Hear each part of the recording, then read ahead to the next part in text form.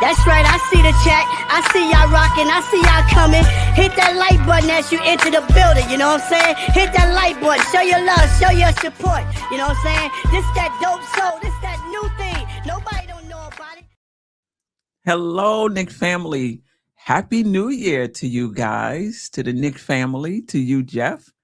This is the recap and reaction show. The Knicks with a tough loss. JJ in the chat, frustrating loss, 134 to 132. I'm personally not tripping, but this is why we have the shows, right? To hear the the different perspectives. I'm Stephanie, as you know, aka Queen. I'm joined by my host Geoff from Happily Ever Klafter Daily Sports Blog and also the weekly show. Geoff, start it off however you wish. Well, life has a funny way of repeating itself. So my mom asked me what I wanted for my 40th birthday, and I had never been to see a Knick game live. And so I said, well, can we go see a Knick game? And just so happened that the Knicks were playing the Spurs right around time of my birthday. So we got a place to stay there and she bought tickets and my whole family went to the Knick. My dad, my boys, my wife, we all went to the Knick game to watch the Knicks play the Spurs. And some of you may remember the game. It was the one where Jose Calderon had an opportunity from the 3-point line in the corner. If he made it, the Knicks would have won the game. And it's kind of funny because, my son, my boys grew up in Texas, so my wife and my son are both Spurs fans. They always have been. And so it's kind of like anytime the Knicks and Spurs play, it's like the family feud, And so you have to celebrate your wins a little more quietly and you take the losses a little bit more, more personal. And so I mentioned that because last night had a real bittersweet taste to it in a very similar fashion. Shortly, I guess it was probably maybe even at tip-off time, we got news that my mom had a aortic aneurysm at a bridge tournament while down in Myrtle Beach, Florida, and she passed away. And I was watching the game down the stretch, and I saw Brunson hit those 2 big threes. And I remember thinking at the time, I was like, man, I could really use this pick-me-up right now. The Knicks are going to come through and they're going to get this win for me and kind of make it all feel okay for a minute. And then, of course, the game slipped away in the fourth quarter without Wemby playing, and it was just, and when we got down by 6, it was just a reminder of that same feeling, like it was just so close and it could have been there, and it just wasn't, and it was just so bittersweet. Just like my first time watching the Knicks live was bittersweet, and so there was that element to it. And then, Queen didn't expect me to come on this morning, but how could I not? This is every bit as much my family as my wife and my kids. And I need to be here among my people and experiencing the frustration, just like she were here and in the moment. So, if you still have your mom, call her and tell her that you love her and hug her. And if you don't have your mom, find someone else who you love and you care about very deeply, and you love them and you hug them, because tomorrow's not promised. And, moments are important and they're precious, and we're 23-10, and let's enjoy this moment. Let's enjoy this ride. Let's enjoy this journey, because yes, we lost this game, but there's so much more positive. There's so much more great that's going to come through this season, and we don't want to miss that greatness, because we're caught up in a loss or anything like that. And let's just enjoy this team as a family and enjoy each other. And I'm so grateful for the opportunity to get to come in front of you all and be with you. And I want to express how much I appreciate Steph and Jerrell and Ajay in the chat. And I know that you're going to bring me strength in this time that I need as I, go through and sort through these things. I know they're not easy, but with my faith, I believe that my mom is in a better place, and that we're going to miss her. And I'm so grateful for this community. Then that's what this is for, right? We're so much more than just fans. And so I'm grateful for that. And I'm grateful for Steph for the opportunity to talk about this on air, and Happy New Year to everyone. I'm sorry to bring it with a downer, but now I'd love to hear what Queen has to say about the game itself. And let's get into more of a normal routine. Yeah, Geoff, you already know when I got that text last night, I didn't even know your mom, but I know you. And it was like a punch. It was like a punch in the gut. Yeah. Yeah. Just my deepest condolences to you and your family, man. I appreciate That's a tough one. That's a tough one. Yeah, I'm not even sure how to transition from that, but you have my support. You have the support of the Dope Soul, family, and I'm sure of the chat as well. And thank you for showing up this morning. I was preparing. I wasn't expecting it, at all. But yeah, wow. Okay, all right. I'm gonna do my best to transition. Tough loss for the Knicks. I gotta say, me personally, I'm not tripping. There's definitely some things we need to talk about, but I do want to start with the positives. I thought the Knicks really, really competed. That fourth quarter, notwithstanding, without Hart and without Robinson, we were out rebounded by 8 on the glass, out rebounded by 1 on the offensive glass, and they're a pretty good, rebounding team. We were without 2 of our best rebounders, and -8. The Knicks put up 132 points on the 5th ranked defensive team in the league, who give up just 112.5 points per 100 possessions. They give up about 36 3-point attempts. The Knicks shot 52 of them last night for 42.3%. And we're going to get into the defense. I just want to start with some positives. The Knicks had 30 fast break points on a team that's ranked 2nd in opponent fast break points. Like, they only give up 12.3 of them, and the Knicks had 30. I think it was something. I think it was Mike Breen who brought it up, or one of the commentators, that the Knicks must have found something in the scouting report, to get 30 fast break points. And a lot of it was getting the ball, basically throwing it one pass for a layup. They did that numerous times. The Knicks got 9 more shots than San Antonio, and they shot it with good efficiency last night. And we got positive minutes, from the young players.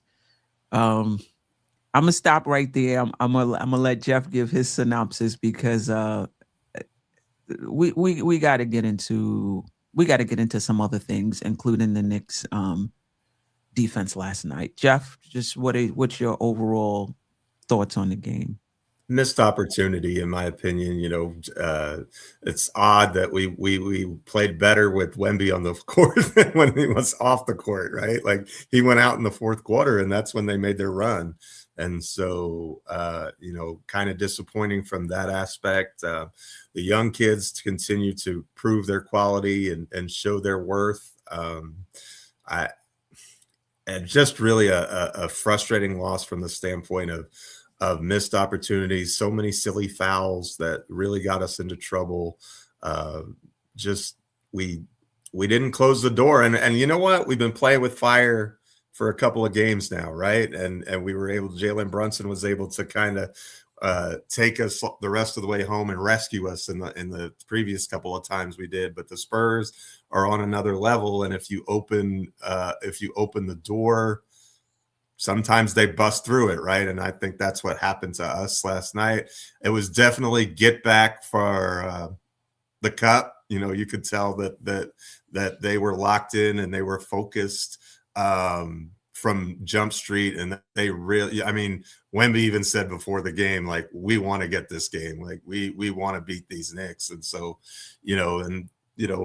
we didn't make enough plays down the stretch, and as you said, the offense wasn't really the problem. They scored buckets at will, but they also gave them up, and I don't want to jump the gun and talk about the defensive issues too soon. So I'll save that part of the conversation. But Tyler Kolek was really good again on as far as in limited minutes, really distributing the ball, to everyone and getting people in their spots. I thought he continues to rise and shine as a guy who needs rotation minutes. Deuce McBride in the fourth quarter is a different animal. That man just likes to hit clutch shots, in my opinion. I thought he was going to save the game for us for a minute, and then but we just name of the game is getting stops, and we just didn't do that in the fourth quarter. 41 points I think we gave up, and so it happens. You move on. Not going to really kill them. It was the third game of the road trip, and so it.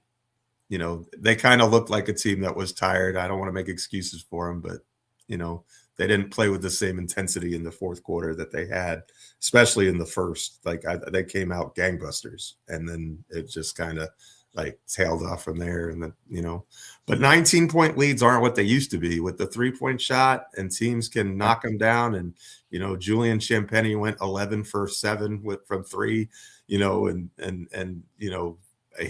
he had more points in that game that he had in the previous 7 games combined, and he just went off. And that's, so from a perspective, yeah, the guy can shoot, but I'm sure if you're scheming defensively, you're like, well, if Champagnie's going to beat us, you tip your cap, right? Like, so I think from that perspective, but to leave the same guy open over and over and over again is like, what are we doing here at the same time? So, I think the entire rest of the Spurs hit 3 3-pointers on the night. So that's That crazy. is correct. That is correct.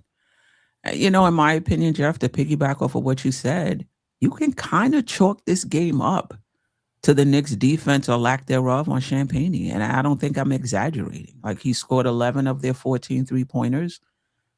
Mike Brown, said in his press conference that he was disappointed in the Knicks' defense on him. They gave up some threes, in transition. In all fairness, those are the hardest threes to stop, because you kind of have to recognize who the hot hand is and locate him in transition. And the Knicks didn't, Knicks didn't do that. I wonder, if that was an emphasis on during one of the timeouts. I would think it is. But what was the emphasis? Somebody has to locate him, or designating somebody to locate him in transition and kind of give up all other transition responsibilities, right? That's kind of, that's kind of tough. But the Knicks lost by 2 points. A few of those 3-pointers from Sham defense on him could have made the difference, because he was open. Like, these were not contested threes. Like, oh, this guy's just hot. Like, we got a hand in his face. We're pressing up against him, and he's still hitting shots. No, like, he had space, on those 3-pointers, and the Knicks just did not do a good job in terms of recognizing who the hot hand was and making sure somebody, stayed with him. They gave up 40 points or 41 points in that fourth quarter without Wemby. They gave up a double-digit fourth quarter lead. Yes, they led by 18 on 19 in the game, but in the fourth quarter, it was a double-digit lead. And listen, the Knicks are not going to be a defensive juggernaut team. They're just not. But if they, whatever the schemes are, if they stick to the schemes, if they, Mike Brown may have to optimize some of these defensive lineups at times, maybe give up a little bit of, offense to put in some, some defensive lineups, when we need stops. But the Knicks are in my opinion, can be a good enough defensive team, particularly with their offense. Because I've seen them, first quarter, second quarter, the Knicks looked pretty good, defensively. There's going to be times in the games where they're going to have to step it up. There's going to be times in the game where you're going to need to elevate your defensive play and get stops. Kobe Bryant, may he rest in peace.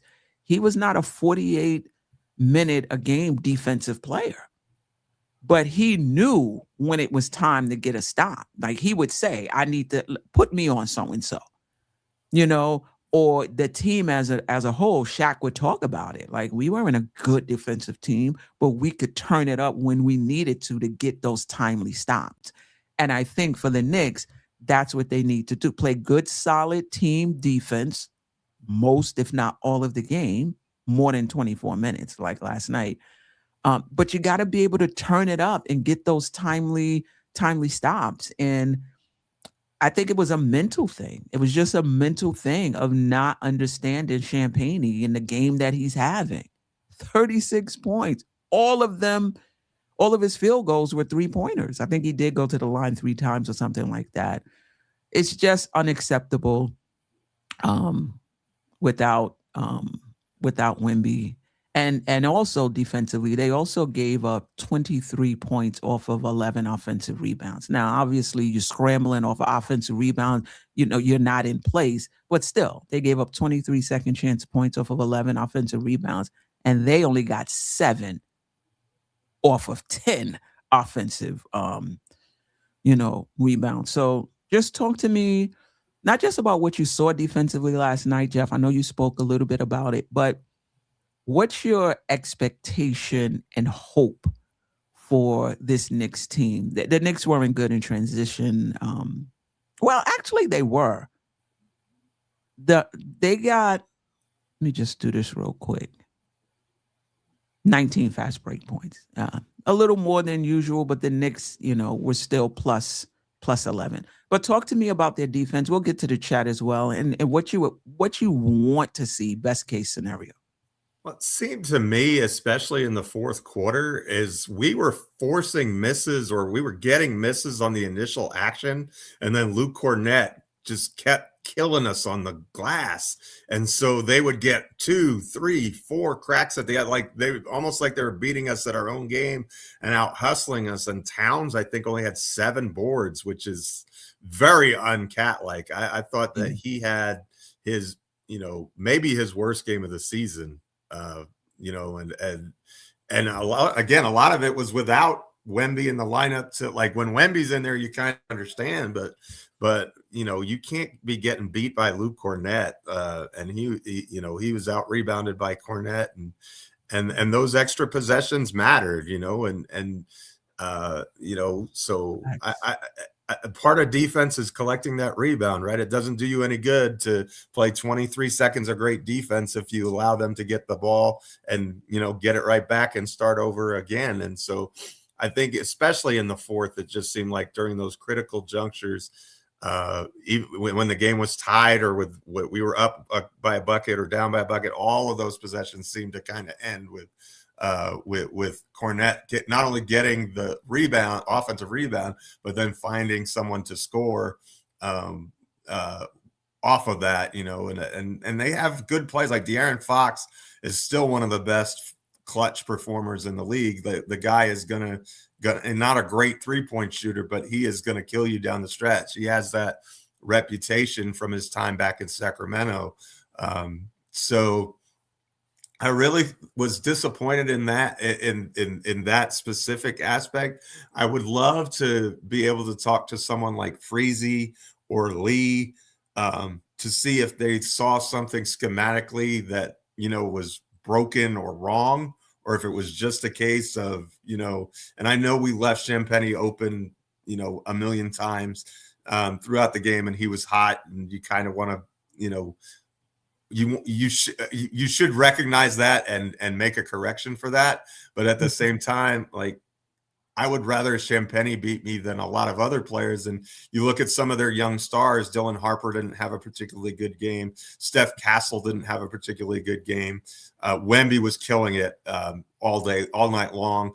And Harrison Barnes had a couple of nice stretches there where he made some key shots. But for the most part, a lot of their best weapons weren't really overly effective, and it's not overly surprising that we failed with rebounding, considering two of our best rebounders didn't play.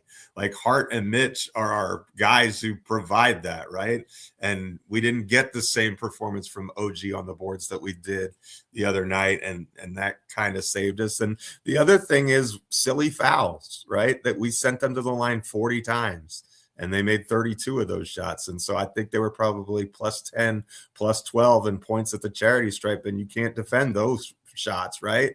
They get to shoot those without anybody in front of them. So, if you want to blame that on, uneven officiating or whatever, I'm not going to do that. But I think we need to do a better job of not fouling and not putting teams on the line. And, they shot 80% on 40 free throws. That ups your offensive efficiency quite a bit. I mean, if you think about it, you look at they had their formula was threefold last night. It was Champagny going ballistic, looking like Steph Curry from three, or Klay Thompson 11 for 17 is ridiculous. I mean, I know he's a good three-point shooter, but that is an outlier performance if ever there was one. Second, Wembanyama, you can't stop him. Like, I don't care who you are. Like, if he's got it going and he's locked in and he's focused, he's one of one. That's like trying to stop the Joker or trying to stop any of these other superstars, Jalen Brunson, for that matter. When he has it going, he's tough. And, he was getting to the charity stripe as well. And then the free throws, those were the three big areas that hurt us. And so my question is, do those three things, does all that add up to a flawed defense, or is it just a bad night? And I don't know the answer to that yet. I do know that, let me say, I do think it's more than just a bad night, because I think we've tended to see these things lately. And this was the first time that it kind of burned us. But so I'm definitely concerned. But I think some of this stuff is correctable, and then some of it is statistical variance. Fair. Listen, I get what you're saying in the sense that, Champagny is not on the game report, right? I mean, watch out for their shooters. Fox, Champagny, Barnes. You want to watch out for them. That's on the scouting report, I'm sure. The guards like to get into the lane. They're going to spray. You got to be cognizant. However, once it's unfolding in live time, in real time, like, you gotta make the adjustment. I hear what you're saying. In the macro, listen, if they're gonna beat us by 2 points because Champagny, becomes Steph Curry, fine. Before the game, you're saying this, and we're able to stop Castle, and we're able to limit this guy and limit their best guy. And if those other guys beat us, we'll live with it. Once it's happening in real time, though, I do think you need to make some adjustments. And I do wonder what was said in that timeout. I do wonder if it wasn't just, guys should know this. Like, you should know that this guy is hot, and so you should locate him in transition. Or was it, timeout, I need you to locate him in transition. In transition, the first thing we need to do is locate Champagny. Like, sometimes you do need to point these things out. And maybe Mike Brown did, and they just didn't execute, because he was pretty hot in the press conference. I mean, as hot as you'll see Mike Brown be in a press conference, in terms of, verbalizing his disappointment. When you're playing good teams, Geoff, it's about the margins. When you're playing good, like Luke Cornett, he had 2 offensive rebounds in the fourth quarter and 2 assists. Those 2 assists probably came off of those 2, offensive rebounds. And I know we're killing Cat for that, and we should, but I do want to balance it out. There have been times in fourth quarters of games where Cat would come up with big plays for us. That offensive rebound the other game off of a Brunson miss, which was huge for us. So I do want to even it out here. But last night was just not Cat's best night. Down the stretch of the game. Obviously, he's not a great defensive player, though the stats don't agree with that when it comes to rim protection and rim deterrence. Even the eye test, I feel like his rotations, are getting better. But last night was like a relapse of some sorts, and we just needed him to be stronger, particularly stronger on the boards. He had 7 rebounds total, 6 of them defensively. I'm pretty sure and it was a concerted effort, to limit him, but he has to be better. He has to be better, particularly down the stretch in crunch time. You cannot give up offensive rebounds, not just Cat, the entire team. They had in the fourth quarter, and I'll throw it back to you, Geoff. Let me just see if I have that. Okay. In the fourth quarter, they had 3 offensive rebounds. We had 2, but I'm sure if we watched the tape, their 3 offensive rebounds were significant and led to some. Well, even our offensive process at one point, we were up 8, I think, mid fourth quarter, and we had 2 dreadful offensive possessions in a row that, where if you get good shots there and you have a chance to push the lead back to double digits, but instead we fumbled and bumbled and let them hang around. And then as the game got closer and closer, we just didn't have any answers to get stops. And I think we can survive this during the regular season, but during the playoffs, teams are going to exploit it, right? And so that's something that we have to address. And the scary part, I think, for me is I'm not sure that the answers lie on the roster right now. And so do you have to part ways with some of these young kids, or maybe another rotation piece that you like to get someone else in who can play the 2-3 spot and do a good job on the point of attack and bolster our rebounds? Do we need another 4? Or are we just happy with the job that the young guys are doing, and say, hey, when Mitch and Hart are back, that this problem goes away? I'm not sure that that's true, because I've kind of seen it for a while this year, but that's something that we're going to have to monitor. And the trade deadline is like a month away, so we've really got to take these opportunities and look at the data and look at what these lineups look like. But we've got to get stops, and we've got to be able to rebound the ball, regardless of who's on the floor. And just a terrible rebounding night in general from all of our guys. I mean, we shot the ball well from 3. It's not like we moved the ball well. Our assist numbers were better than theirs. I mean, so as you said, there were a lot of positives on that side of the floor, but it's tough to win a game when you give up 136 points or 134 points, whatever it was. And listen, over the past 5-6 games, the Knicks have been giving up around 120, or more points. Another observation, I think we did get positive minutes from our young guys, but I do want to point out that rotation shrunk in the fourth quarter when shit got real, right? McCullough in the fourth quarter, 2 seconds. Porty in the fourth quarter, 12 seconds. Diawara just played 43 seconds in the second half. Kolek played 5 minutes in that fourth quarter. McBride only got 4 minutes in the fourth quarter, 26 minutes overall, but only 4 in the fourth. I don't quite understand that. Clarkson played 10 minutes in the fourth, but when it came to the young players in that fourth quarter, that rotation, for our young players, they just didn't play in the fourth quarter. And so, to your point, is that just, this is just how the game went? Or is this a prelude that in these tough games when things get tight, I'm going to go with the veterans and these young players are not going to be getting a lot of time. And then you have to think about the playoffs, right? Because it's tight every game. You know what I mean? And I do think they'll see minutes, don't get me wrong. But Mike Brown, when things got really tight and really real, he went with the vets and he went with the players that that had the experience. So that's just something to keep an eye on down the stretch. The Knicks are not going to be able to bring all these young players along.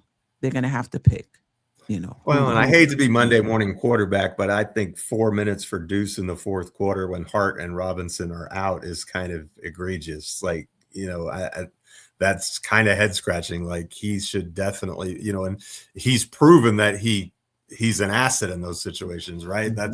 That's when he tends to make most of his shots. He's still our best point of attack defender. The only one really who can keep their guy in front of them on a consistent basis. So I'm really, really surprised. And maybe it's just because they're still ramping him back up from injury or whatever. But in the absence of those two guys, I for sure want to see McBride playing in those, heavy minutes in the fourth quarter. But again, hindsight is 2020. He's pushed a lot of buttons this year that everyone was surprised about, and it's worked. And I think this was kind of the first night where his mad scientist routine kind of fell flat on its face a little bit in the second half. And so, but how are we judging it? Because you could judge it by the results. It was a good decision if it worked, and was a bad decision if it didn't work. Or you can judge it on the process. Like given how the game was going, the decision, was consistent. It just didn't work.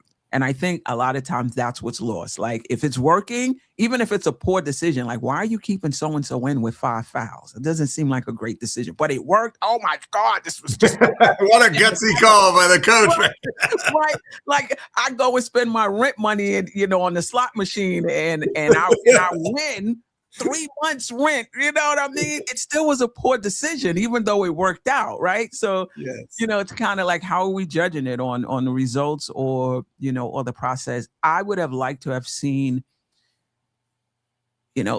sometimes you got to optimize the defensive lineups, sometimes you have to do that. But that being said, OG and Bridges, they were in the game in that fourth quarter, right? These are our best defensive players. OG played 10 minutes in that fourth quarter, minus 12 in the fourth for those who keep track of that. Bridges played the entire fourth quarter, minus 11 in the fourth for those who, everybody was minus. Brunson was -7. Cat was -12. Clarkson, who played 11 of the 12 minutes, -11. But he shot 60% from the field and 50% for three. But my point is, who are you taking out in that fourth quarter? Maybe you take out Clarkson, who's not a defensive player. Maybe you give Deuce. I would have given Deuce more minutes. Defensively. Do you take out? You're not taking out Towns. You're not taking out OG. You're not taking out Bridges. You're not taking out Brunson. Yeah. It's really Deuce or Clarkson. Who do you prefer? And in that situation, I personally prefer Deuce right now, but I admit to a personal bias in that given those two choices. So yeah. And Clarkson's been really good for us. Let's not. And he was really good last night. 20 points, 8 of 17, 4 of 6. From three. From three, he was +5. McBride was -1, but McBride was good last night too in his 20 26 minutes, right? 21 points, 3 rebounds, 2 assists, went to the line 3 times, made all 3 of them, 4 of 9 from 3 and 7 of 12 from the field. So he was, forget the -1. He was really good as well. And he made big shots. And that's McBride. Big shots, timely, timely shots. To me, I feel like this was a defensive loss, and particularly a Champagne not being able to contain him. It's odd that OG struggled so much. That I don't. 3 for 10 from the field, 0 for 5 from 3. He did have 5 rebounds, 2 assists, 2 steals, 1 block, turned the ball over twice, just 9 points. He's had a few offensive stinkers over the past 5. But I'm really talking about defensive impact. I consider everything that Anunoby gives us on offense gravy. Like I don't. Wow. Yeah, I don't expect, like, I think he's going to have some great games and he's going to have some, it's not the shooting that or the scoring that, if he does that, I think that's awesome. But I don't think that that's necessarily essential to the Knicks having a successful game. I mean, and Bridges is kind of the same way. I think they can take their turns and have their moments, but I don't. I was much more disappointed with their inability to, like, usually OG comes in and he makes that defensive impact and he's getting steals and he's getting stops and he's locking people up, and where was that last night? Like, we weren't locking anybody up in the fourth quarter. So that was more my disappointment from OG. He's going to have some moments where he's, not great on offense, because I think that's kind of the player that he is. But, and I know we've spoken at length that he has taken a leap, and I agree that he's better than he has been in past seasons, but I'm not sure that that's, carrying an offense or leading an offense or even being third option consistently on offense. I'm not sure that that's absolutely his role. So to me, I would have liked to have seen more from our wing stop last night. We didn't really stop anyone. Geoff, we need offense from these guys. We just need offense from these guys. Like, Brunson can't do it by himself. And if those guys are just going to be defensive guys and whatever they give us is gravy, and Brunson is the meat, who's the potato? Like Towns is getting 10 shots a game. I think we need those guys to score for us. Those corner threes are a big part of how we play. And we need that from them every night. We need points from Bridges and OG. I can't. This team will not reach its ceiling if those are just defensive guys and whatever they give us offensively is gravy. This Knicks is just not going to reach their ceiling like that, because who else do we have? It's not like last year's team where, we made sure, well, this didn't happen all the time, but for the most part, Towns was like number 2 in the pecking order. For the most part, he would get his shots. Brunson would get his shots. Everybody else would kind of fill in, but those 2 guys would get the shots. This year after Brunson, it's kind of like, between OG, Cat, Towns, 1 or 2 of them are going to come through. But we need it because of how we play, right? We need them to score, Geoff. I'm sorry. We need them to score. I mean, listen, he may not be 20 every night, but we need those guys to score. He can't have 9 points. But again, we had 100. We scored 130 something last night. That should be enough to get the job done, right? It should be enough. But are you counting on Clarkson to get 20 a night? I mean, he got 20 for us. That's great. McBride got 21 from us. That's great. But for the most part, you're expecting OG and Bridges, to get that.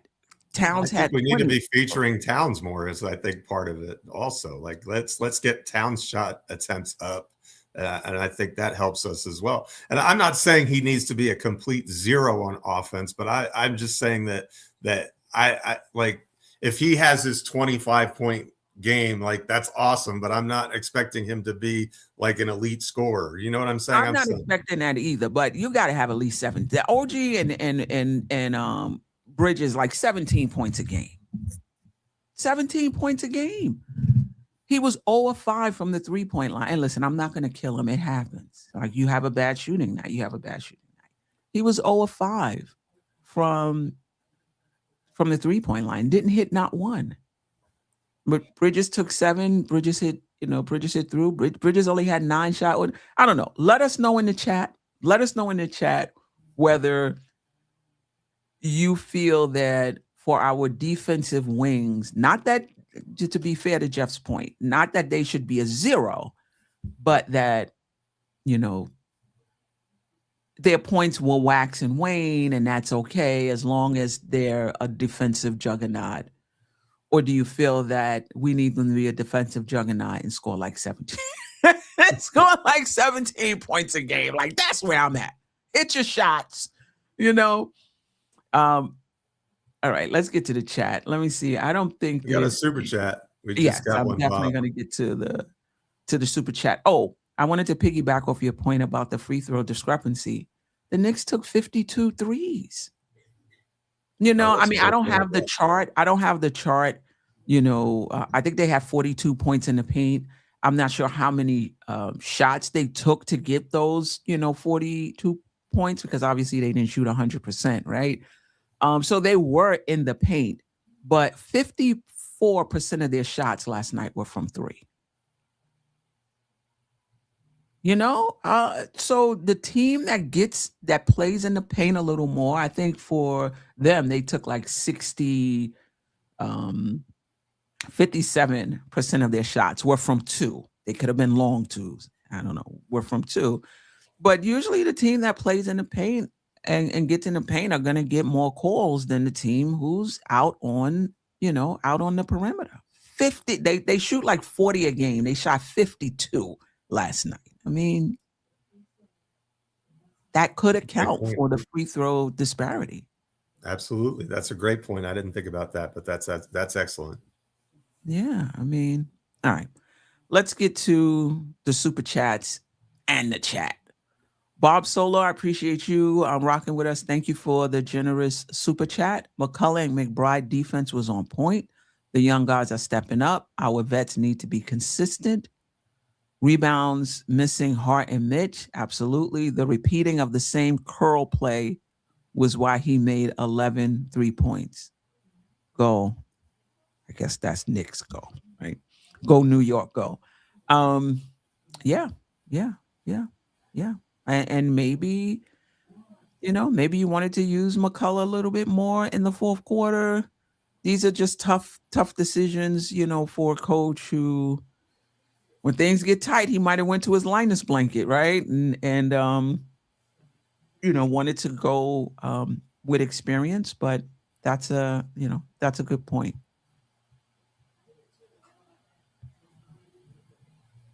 Okay. The champagne was certainly popped last night for New Year's. He kills us all the time, though. Guys from Brooklyn, he sees the Knicks and he wants to show. I mean, his brother does that too. In Washington, I think, right? When the Champagnes see that orange and blue, they're gonna go off. They really relish playing New York. This isn't the first time Champagnes had a good game against the Knicks. Yeah. Cat can't get out hustled in the clutch for offensive rebounds. Just can't happen. Yeah, that's a fact. Wonder Woman, appreciate you. Sherwin, appreciate you. Coach, appreciate you. Reese Anderson. Hope I got that right. We blew that game big time. And Wiz, I think we got exposed. Wow. How, Wiz? Let me know in the chat how you think we got exposed. All right. David G, I appreciate you. Nick Nation, I appreciate you as well. We're sending his condolences, as well as Wonder Woman. Thanks, guys. And David Smith got a super chat just Okay. now. Did you see it? Okay. Let me get to that. Salute to David Smith. Happy New Year to you. Appreciate the generous super chat. Cat touches, field goal attempts, and minutes all near career lows. Very alarming. Cat is being badly misused in Mike Brown's system. Do you think that's hyperbole, Geoff, or do you somewhat agree? I somewhat agree. I kind of think that we do need to feature Towns more. He's the best shooting big man of all time, and we relegate him to 10 or 12 shots. That doesn't make sense to me. Overall, the offense is clicking and cooking. I would love to see him in more of a Domantas Sabonis on the Kings role, where he's catching the ball at the nail and able to make decisions and kind of, run more of the offense and have the ball in his hands. I think that we just need him to shoot more. We got to find ways to get him more opportunities, whether that's in the pick and roll or running more plays for him or whatever the case may be. If you're only utilizing him for 10 or 12 shots a game, you're not doing yourself any favors. I mean, the guy makes 50, 40, 80. Like, get him the ball, get him shots. It's going to, it's kind of like with Brunson. I never complain when he has 24 shots because he's one of our most efficient shooters. Well, our second most efficient shooter is, if you're going by career statistics, it's got to be Cat, and Cat may actually be a little better than Brunson. So, I don't know what the numbers say, but I know they're pretty close, but they're similar in terms of their efficiency. And so to me, I want to get him the ball more. I want to see both him and Brunson with about 20 shots per game. And then if you have a game where OG is going off and he gets, 25 or whatever, I'm good with that. Or Bridges, but Bridges is not going to command the ball. And for a lot of shots. And I don't know that OG really does either. And Towns, I think, needs to be more assertive and more aggressive too. So I think it's a combination of, the schemes could be better, but I also think that Cat can be better. I think he can be more aggressive. He can be smarter about how he plays, cut down on the offensive fouls. That hurts him too, because if you have to sit for 4 minutes because you pick up 3 fouls in 8 minutes, then you're not going to be able to get as many touches. So, I kind of feel like maybe we need to use him with the second unit more and just let him cook, right? And just say, okay, these are your minutes. You're going to get to dominate the ball and then and go from there. So, I don't know. I kind of agree with David Smith on that one. Yeah, I just want to follow up with some comments on that before we get to our next super chat. Bob Solo, Cat should run the offense in the second unit, as you just said, Geoff. East Blue Drew, Cat the only person who offensively disappears. Wow. Okay. Ally Wise, Cat attempts and minutes down because his efficiency is down, not shooting like a best big man shooter this season. But it could be that is his efficiency down because maybe he doesn't know where he's getting his shots. He doesn't know when he's getting his shots. I don't know. There's games in which he has been featured or when he has been aggressive, like the Minnesota game where, maybe he had a point to prove. The game, and that was the same game Brunson was out as well. There's been games when Cat has been Cat, and we just don't see it enough. I'm not sure what that's about, but this is the same conversation we had last year, right? Is it Brunson's fault for not getting on the ball? Is it Cat for not being assertive? Is it the coaching staff, for not featuring him? Yeah. Chicken and the egg argument. Yeah. Paris Duggar, no Mitch was all of our weaknesses. D in rebounds. Yeah. I can't. Hart too. Hart gets those rebounds also. Like, don't minimize that. Like, we kind of gloss over that, but Josh Hart is a 35-minute a game guy. So you can even make the argument that lack of Hart's presence is bigger than the lack of Mitch's because he's on the court twice as much. So, and he's he's the best rebounder for his size in the game. I mean, there's not anyone close from the guard position that does what Josh Hart does. I mean, even though you can kind of call him a forward at times, but I just think that that those two guys missing, but people got to step up, right? We've been a next man up team all year long, and the next man up tripped up last night. So yeah. Jamrock, no, that's not the one. He says JB can't be shot hunting like it's been. Sorry, we can get to the finals, but we won't win anything when the top scorer on the team is 6'2", shooting guard and JB. I totally disagree. He's the best player on the team. He's the best player on the team. You know, the other night he had 10 assists. He's not, the stats say he's not dominating the ball at least as much as he was dominating it last year. Can he bring his shot totals down from 24 to 20? Oh, I mean, okay. But look at the best player on any team. They take the most shots. On any team. Now, are there games when his process can be better in terms of reading the game better? Absolutely. But even with a better process, he's not taking 15 shots a game. Right? And as efficient as he is, you want your most efficient players taking the most shots. I'm not giving up a Brunson shot for who? I mean, unless they're wide open. Nah. Brunson is good. And I don't think his height has anything to do with it. I believe we can get to the finals with Brunson as our leading scorer and leading shot maker. And that's just my opinion. Geoff, any thoughts? No, I think you're right about that. Like, Brunson is our number one option. Like, that's okay. Like, I don't have any problem with that. He's a clutch shooter. He's really good.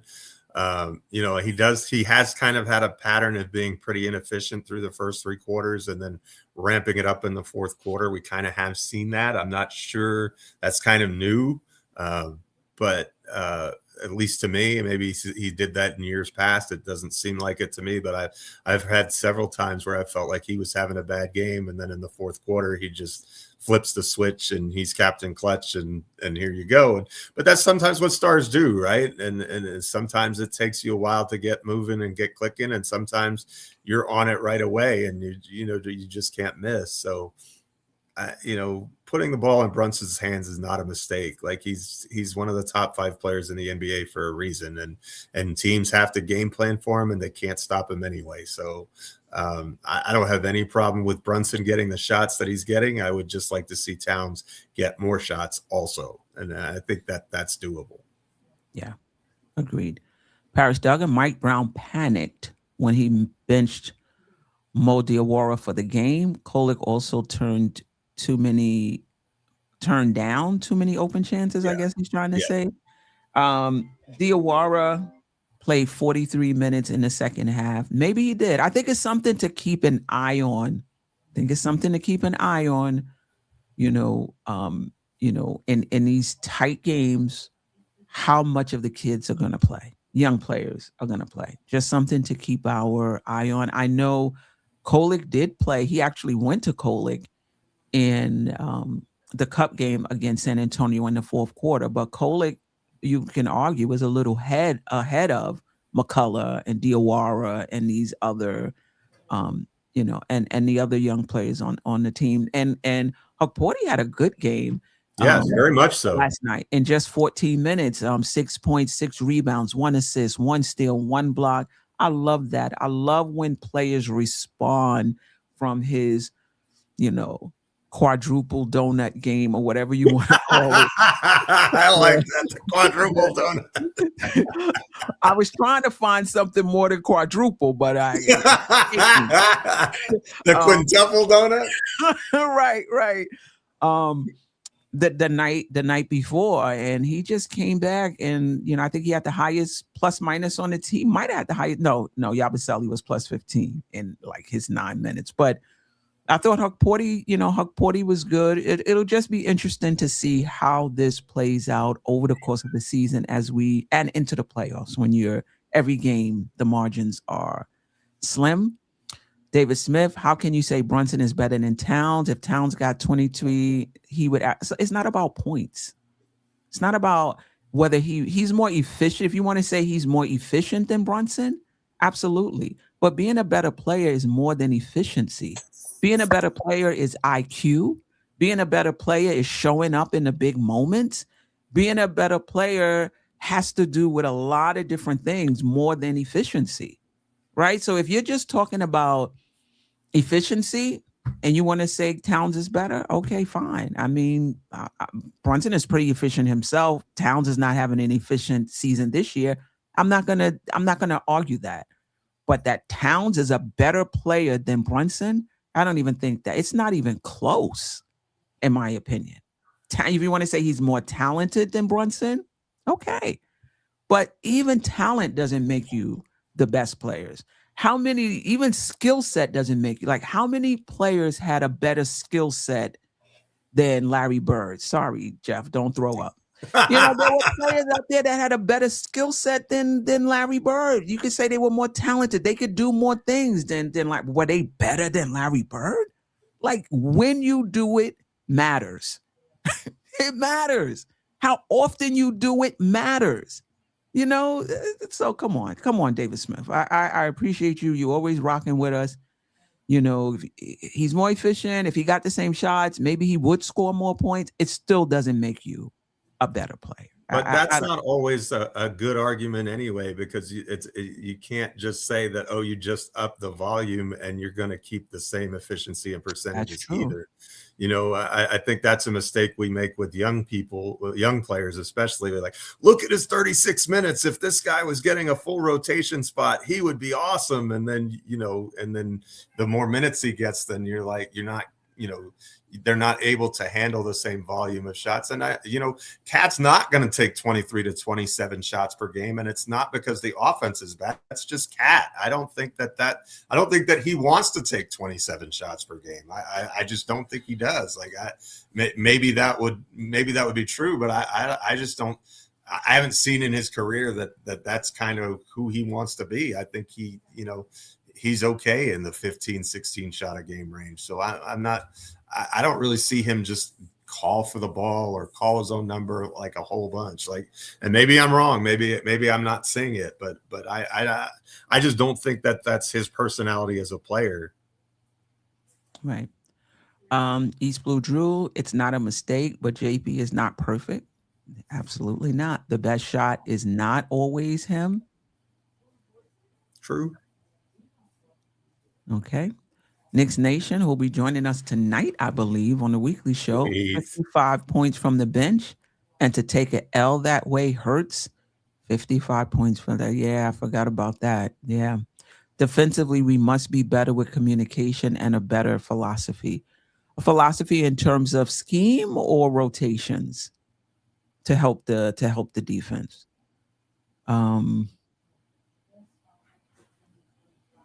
Okay. Anna Girl, despite my Cat critiques, I would run offense through Cat just to get him more touches. Okay.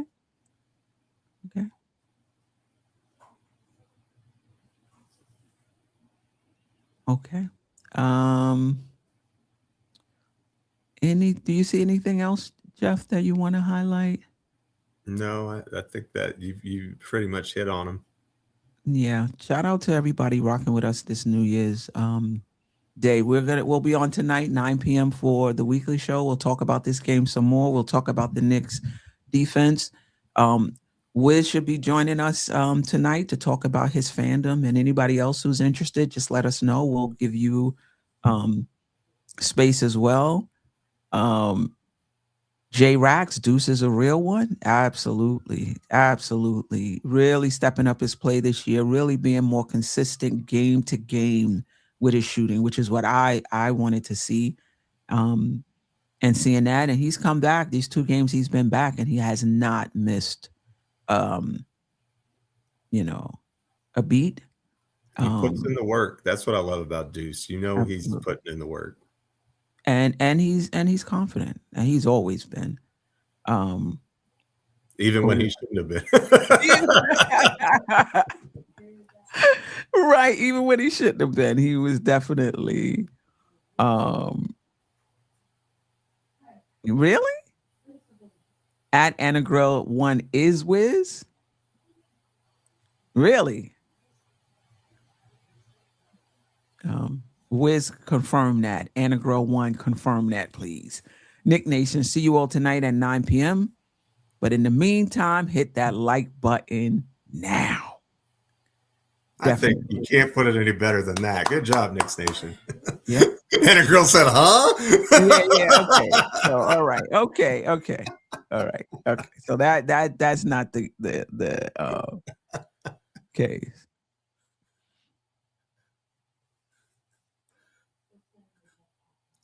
Hey, can I just say something quick? Let's not go with we don't know basketball. Exactly. Like everybody in here knows basketball. Y'all watch the games.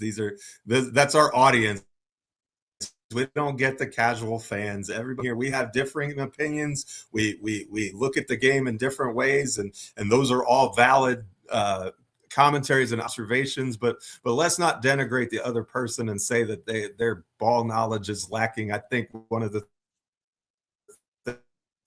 things that I love about this community is this everybody has their takes that are strong, but they're good takes, and so let's just be kind to one another and respectful of each other's person, and we can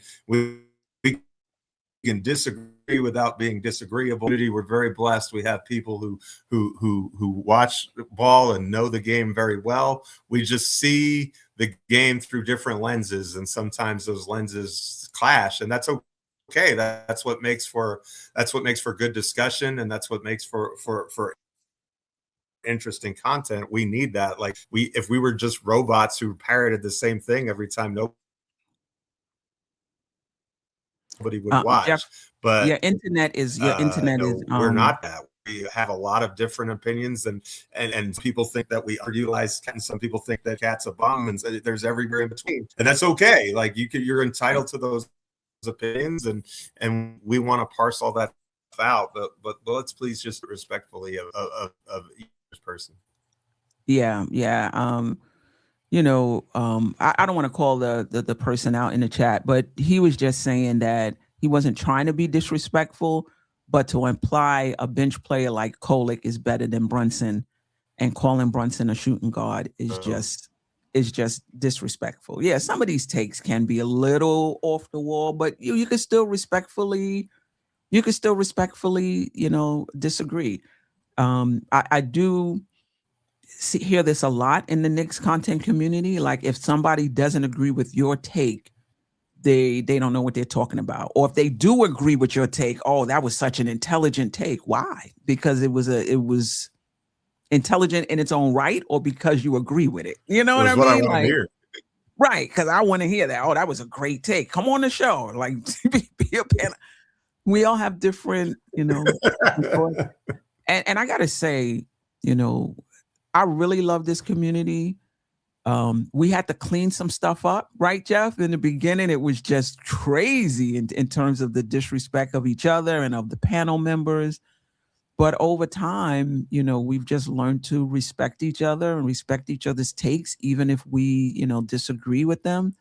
So yeah, I love you guys. I'm looking forward to another year, 2026. We're gonna do some things to get you guys more involved. Like Wiz will be on tonight. He says he needs some specs about tonight. And basically, Wiz, just talk about your fandom. How did you become a Knick fan? Anything you want to share about your fandom?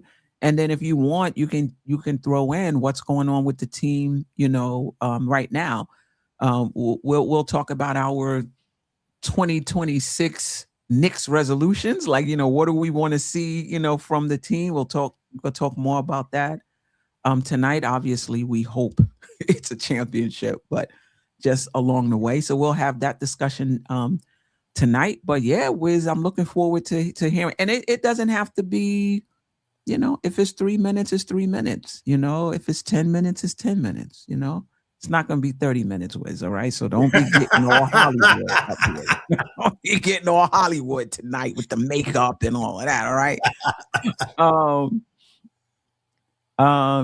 Steph, you should start doing a did you hit the thumbs survey yet? Is that like the Ajay when he would say, did you hit the like button? Is that what he's referring to? I think so. Okay. All right. Yeah. Okay. He said, I only see 2 thumbs up and 3 people watching now, right? We're like, we got 65. We got 65 on New Year's Day. in the That's chat, awesome. and we only got 40. Yeah, we're gonna go back to that. I appreciate you. I won't talk about Deuce, or else it'll be an hour. Yeah, he's definitely. I'm loving Deuce now. If you guys haven't noticed, it takes me a while to warm. Like everybody's going crazy over these young kids. See me in year 3. See me in year 3. I've just over 4 decades of watching young players look good, fizz out, look good. Like I just can't muster up that type of energy. Mike Brown also failed to get the defense corrected faster against the pivotal Fox pick and roll fourth quarter. Okay. Mike Brown is a savant when we win. When we lose, I think it's somewhere in the middle, right, Geoff? That even when we win, it's not perfect. It just works out. And when we lose, it's not perfect. It just doesn't work. I don't know. Yes, East Blue Drew. I know. Listen, year 3. How long did it take Deuce? Even earlier this season, I was like, nah, I'm not feeling Deuce and Shamit, both of them. 65% from 3 one game, 23% the next game. And kudos to Deuce. He would always respond with a good game the next game. But let's just give me like 3 consistent 3-pointers a game. I don't need the 70%. And that's been Deuce of late. Yeah. Anyway, any last words, Geoff? Just thank you, Queen. It's very therapeutic. These are great sessions. I love to, win or lose. I'm really enjoying this concept of this show, and it's a lot of fun. And I hope the audience is enjoying it as much as I enjoy talking about it and doing them. And so we've got another show tonight, though. Y'all make sure you tune in, and then we'll be back on Saturday morning as well. Probably a similar time, right, Queen? Yeah. Yes. Yeah. Similar time. Yeah. And if I'm not mistaken, I'll be back Sunday morning. And if Knick Nation can still make it, I believe he said he would make time to be on the show. So Sunday seems to be the guest spot. I had Tony Crow last Sunday. Looks like I'll have Knicks Nation this Sunday. Anybody interested in doing post games with me on Sunday? We can have more than one person also. Let me know. Like I said, this is a collective. If you're somebody that's been in the community for a while and we kind of know you, you're welcome to to come on the show. Geoff, again, my deepest condolences, my deepest sympathies to you and your family for losing your mom unexpectedly. May God comfort you and your fam through the process of the funeral and burial, and whatever you need. Whatever you need, just let me know. Be sure to give us the details, so we could support. Will do. As well. Darlene Bryant said, I'll see y'all tonight. Go. In the house. We love Darlene. She always rocking with us, though. Yeah, always rocking with us. All right. Until next time, family. Peace. Peace. Sister, you're one of a kind. Yes. Sister, it's time you That's shine. Don't so. Where you at? Where you at? Don't so. Where you at? Where you at? Don't so. What?